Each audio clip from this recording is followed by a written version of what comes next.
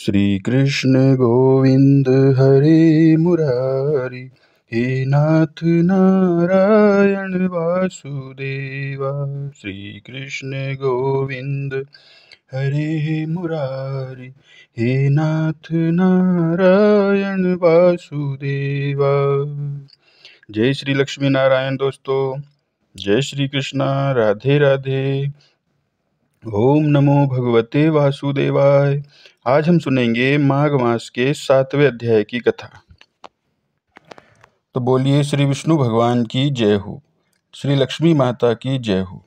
गुरु वशिष्ठ जी कहते हैं, राजा दिलीप, अब माघ स्नान के बारे में अधिक क्या कहा जाए। बहुत सारे मनुष्य अच्छे सरोवरों में स्नान करके सुखपूर्वक मोक्ष को प्राप्त हो गए हैं। लोमश जी कहते हैं, संसार रूपी इस तीर्थ राज को सब श्रद्धा से देखो। यहाँ पर 33 करोड़ देवता आकर आनंद से रहते हैं। यह अक्षयवट है जिसकी जड़ें पाताल तक गई हैं। प्रलय के समय भगवान इसी अक्षयवट का आश्रय लेते हैं। यहीं पर भगवान शिव की प्रिय भगवती भागी रहती है, जिनकी सिद्ध लोग सेवा करते हैं। यह गंगा स्वर्ग के हेतु पताका है। इसका जल पीकर मनुष्य मुक्त हो जाते हैं। हे मुनि, सभी प्राणी इस नदी को यमुना से मिली हुई पाते हैं और इसका संग बड़े पुण्य से प्राप्त होता है। इसके स्नान से जन्म मृत्यु रूपी दावानल से कोई नहीं तपता, पर ज्ञान प्राप्त करके मुक्त हो जाता है।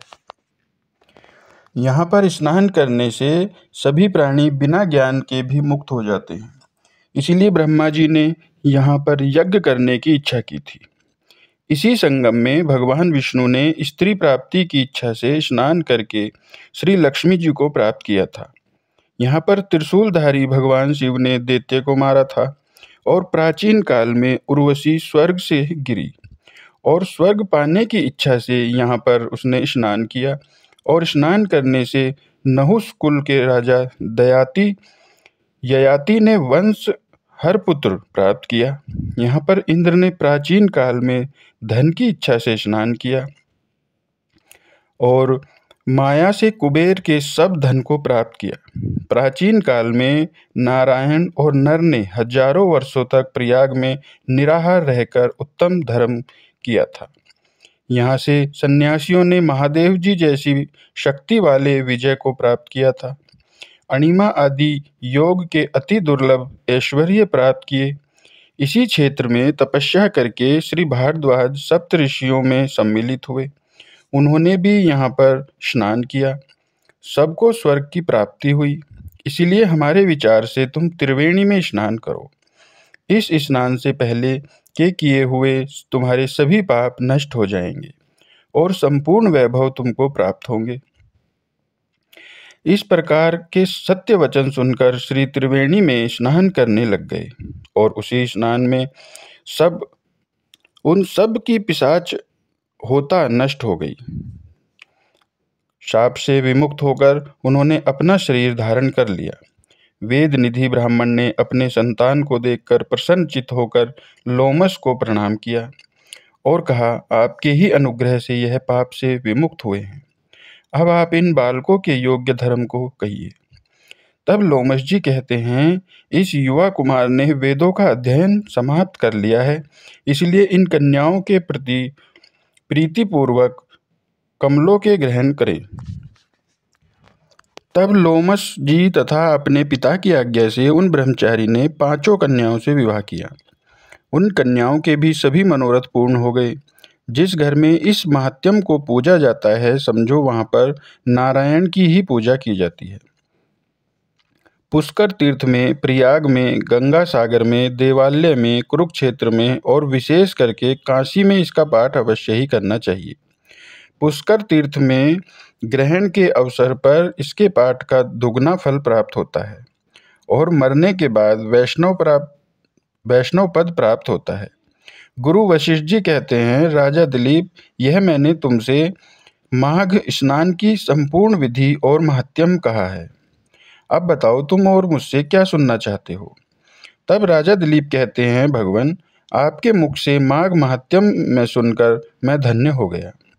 पर मैं जानना चाहता हूँ कि भगवान श्रीहरि के चरण कमलों से प्रकट हुई देवी गंगा किस प्रकार इस पृथ्वी पर आई, किस प्रकार पर ब्रह्म के कमंडल में रही और श्री शंकर जी की प्रिया होने का सुअवसर उन्हें किस प्रकार मिला। गुरु वशिष्ठ जी कहते हैं, हे राजा दिलीप, तुमने बहुत ही सुंदर प्रश्न किया है। यही प्रश्न एक बार नारद जी ने भगवान श्री नारायण से किया था। वही वार्ता मैं तुम्हें सुनाता हूँ, ध्यान से सुनो। एक समय नारद जी ने भगवान नारायण से पूछा, हे भगवान श्रीहरि के चरण कमल से प्रकट हुई देवी गंगा किस प्रकार ब्रह्म के कमंडल में रही और शंकर जी की प्रिया किस प्रकार हुई। मुनिवर, गंगा भगवान नारायण की भी प्रिया है। यह सभी बातें किस प्रकार घटित हुई, यह सारा रहस्य मुझे बताने की कृपा करें। तब भगवान नारायण जी ने कहा, हे नारद, पूर्व काल में जल में गंगा देवी गोलोक में विराजमान थी। श्री राधा और श्री कृष्ण के अंग से प्रकट हुई देवी गंगा उनका अंश और उन्हीं का स्वरूप है। द्रव्य की अधिष्ठात्री देवी के रूप में अत्यंत सुंदर रूप धारण करके इस भूमंडल पर पधारी। उस समय भूमंडल में उनके रूप लावण्य की तुलना कहीं भी नहीं हो सकती थी। उनका शरीर नूतन यौवन से संपन्न था। उनके सभी अंग रतन में अलंकारों से अलंकृत थे। शरद ऋतु के मध्या में खिले हुए कमल की भांति उनका मुस्कान भरा मुख परम मनोहर था। उनकी आभा तपाए हुए स्वर्ण के समान थी। तेज में वह शरद का चंद्रमा को भी परास्त कर रही थी। मनोहर से भी मनोहर उनकी कांति थी। उन्होंने शुद्ध सात्विक स्वरूप धारण कर रखा था। दो नेत्र उनकी शोभा को बढ़ा रहे थे। अत्यंत कटाक्ष पूर्ण दृष्टि से वे देख रही थी। सुंदर अलका उनकी शोभा बढ़ा रही थी। उन्होंने मालती के पुष्पों का मनोहर हार लगा रखा था। ललाट पर चंदन बिंदुओं के साथ सिंदूर की सुंदर बिंदी थी। अग्नि शुद्ध दो दिव्य वस्त्रों को उन्होंने धारण कर रखा था। ऐसी वे देवी गंगा लज्जा का भाव प्रदर्शित करती हुई भगवान श्री कृष्ण के पास विराजमान हो गई। वे आंचल से अपना मुख ढककर निर्निमेष नेत्रों से भगवान के मुख रूपी अमृत का निरंतर ही प्रसन्नता पूर्वक पान कर रही थी। उनका मुखमंडल प्रसन्नता से खिला हुआ था। भगवान श्री कृष्ण के रूप ने उन्हें बेसुध और अत्यंत कुलकामान बना दिया था। इतने में ही श्री भगवती राधिका वहां पर पधार कर विराजमान हो गई। उस समय श्री राधा के साथ अंश के गोपियां थी। श्री राधा की कांति ऐसी थी मानो करोड़ों चंद्रमाओं की ज्योति सना एक साथ प्रकट हो गई हो। उस समय क्रोध की लीला करना चाहती थी। उनकी आंखें लाल कमल की तुलना करने लगी। उनका वर्ण पीले चंपक की तुलना कर रहा था। उनकी चाल ऐसी थी मानो कोई मतवाला गजराज हो। अमूल्य रत्नों से बने हुए नाना प्रकार के आभूषण उनके श्री विग्रह की शोभा बढ़ा रहे थे। उनके शरीर पर अमूल्य रत्नों से जट दो दिव्य पीतांबर शोभा पा रहे थे। भगवान श्री कृष्ण के अरज से सुशोभित चरण कमलों को उन्होंने हृदय में धारण कर रखा था। सर्वोत्तम रत्नों से बने हुए विमान से उतरकर वे वहां पर पधारी। श्री ऋषिगण उनकी सेवा में संलग्न थे। स्वच्छ चौहर डुलाना कस्तूरी के बिंदु से युक्त चंदन से समन्वित प्रज्वलित दीप के समान आकार वाला बिंदु रूप शोभायमान सिंदूर करके ललाट के मध्य भाग में शोभा पा रहा था। रोष के कारण उनके होठ फड़फड़ा रहे थे। भगवान श्री कृष्ण के पास जाकर वे सुंदर रतन में सिंहासन पर विराजमान हो गई। उनको पधारा देखा तो भगवान श्री कृष्ण उठ गए और कुछ हंसकर आश्चर्य प्रकट करते हुए मधुर वाणी में उनसे बातचीत करने लगे।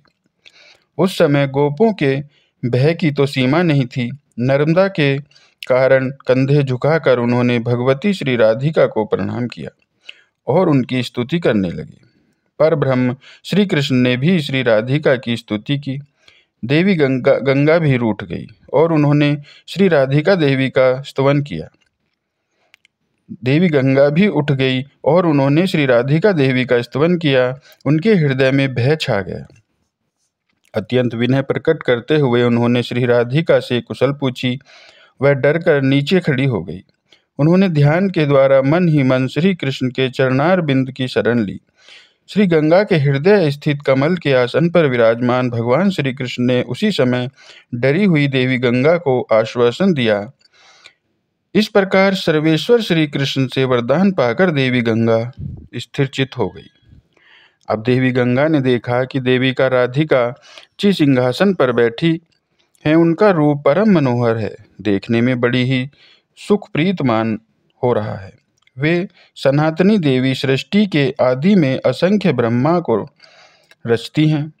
उनकी अवस्था सदा 12 वर्ष की ही रहती है।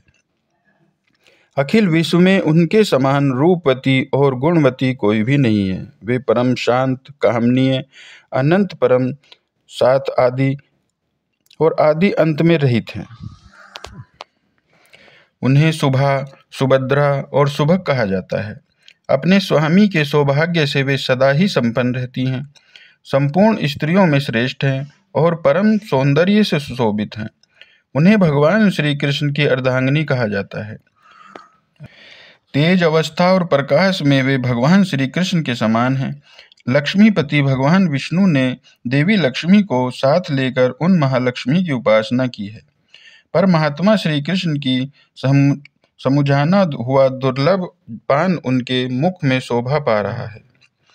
श्री राधा स्वयं अजन्मा होती हुई भी अखिल जगत की जननी है। उनकी कीर्ति और प्रतिष्ठा विश्व में सर्वत्र विस्तृत है।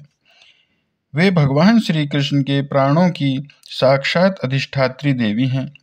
उन परम सुंदरी देवी को भगवान प्राणों से भी अधिक प्रिय मानते हैं। हे नारद, राधे सवरी श्री की इस अनुपम झांकी को देखकर देवी गंगा का मन तृप्त न हो सका।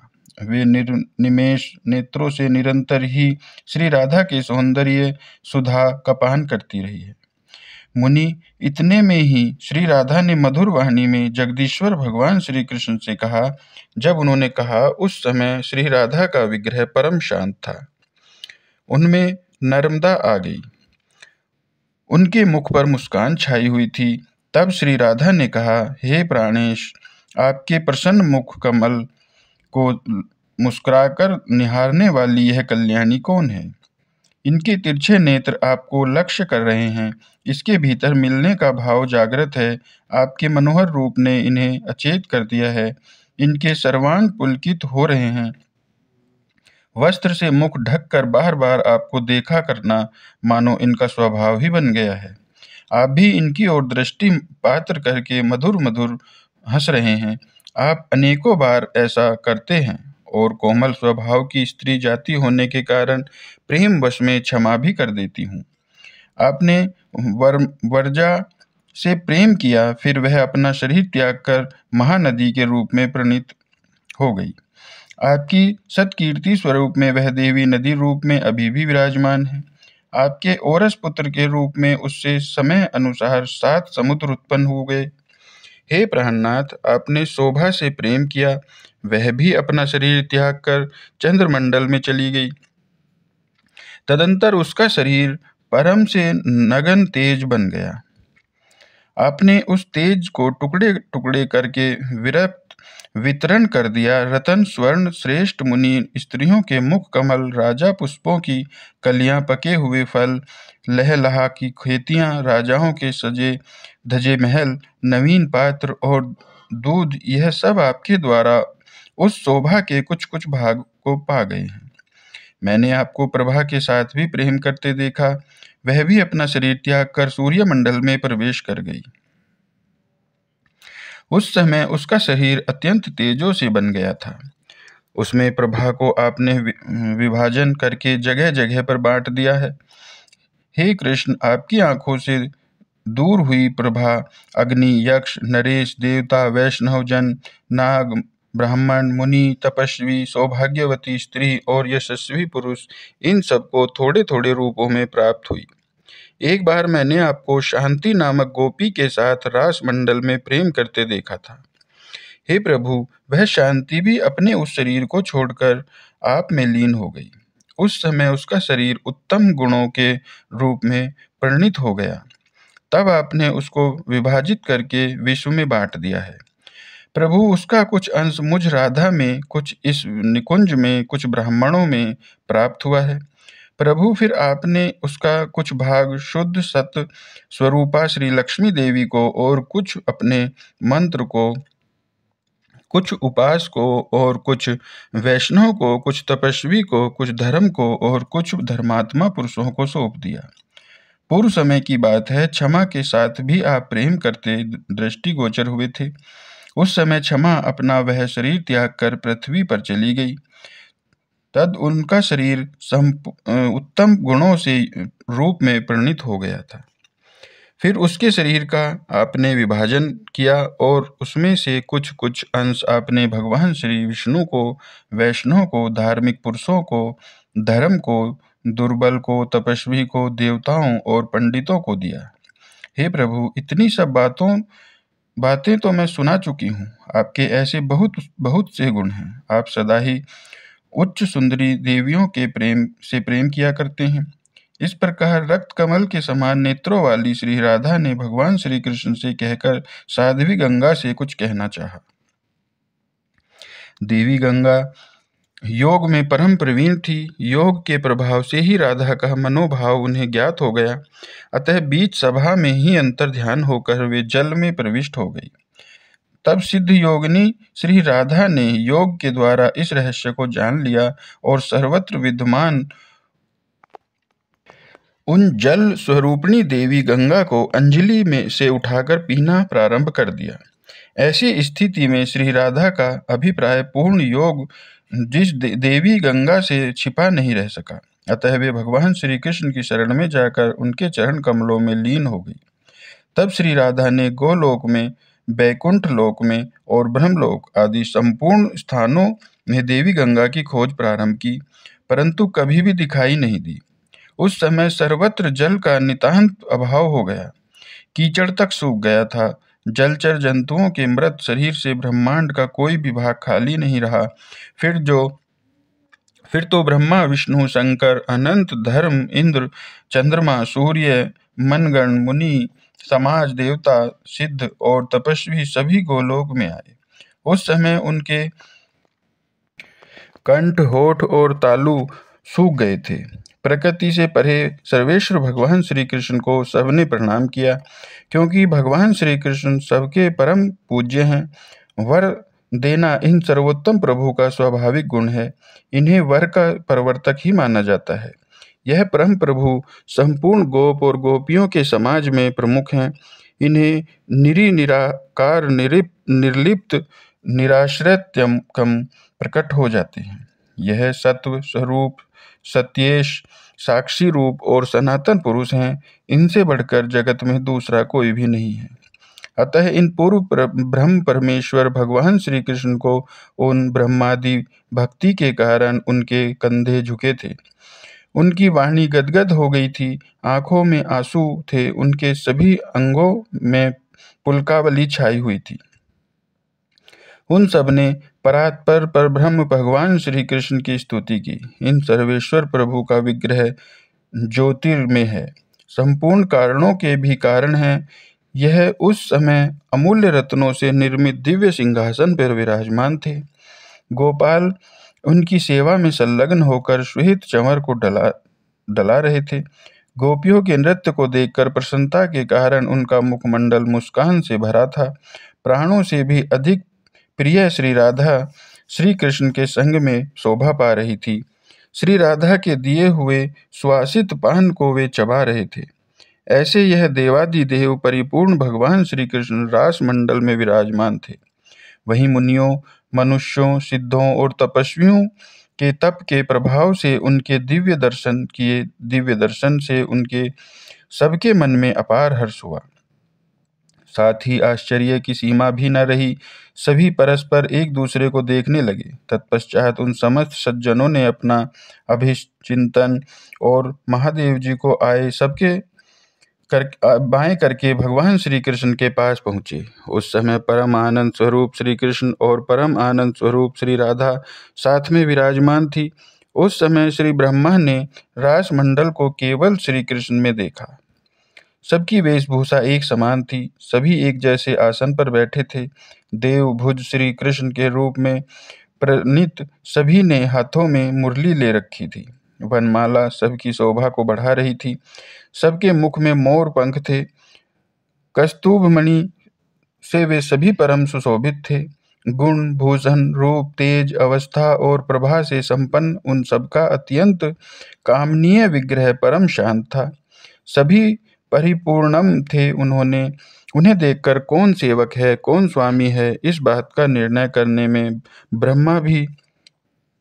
ब्रह्मा जी भी सफल न हो सके। क्षण भर में ही भगवान श्री कृष्ण तेज स्वरूप हो जाते, तुरंत आसन पर बैठे दिखाई देते और एक ही क्षण में उनके दो रूप निराकार और साकार ब्रह्मा जी को दिखाई देते। दूसरे ही क्षण में ब्रह्मा जी ने देखा कि भगवान श्री कृष्ण तो अकेले हैं और उसके एक ही क्षण बाद उन्हें श्री राधा और श्री कृष्ण प्रत्येक आसन पर बैठे दिखाई दिए। फिर क्या देखते हैं कि श्री भगवान श्री कृष्ण ने श्री राधा का रूप धारण कर रखा है और श्री राधा ने श्री कृष्ण का कौन स्त्री के वेश में है, कौन पुरुष के वेश में है, विधाता भी इस रहस्य को नहीं समझ पाए। तब ब्रह्मा जी ने अपने हृदय रूपी कमल पर विराजमान भगवान श्री कृष्ण का ध्यान किया।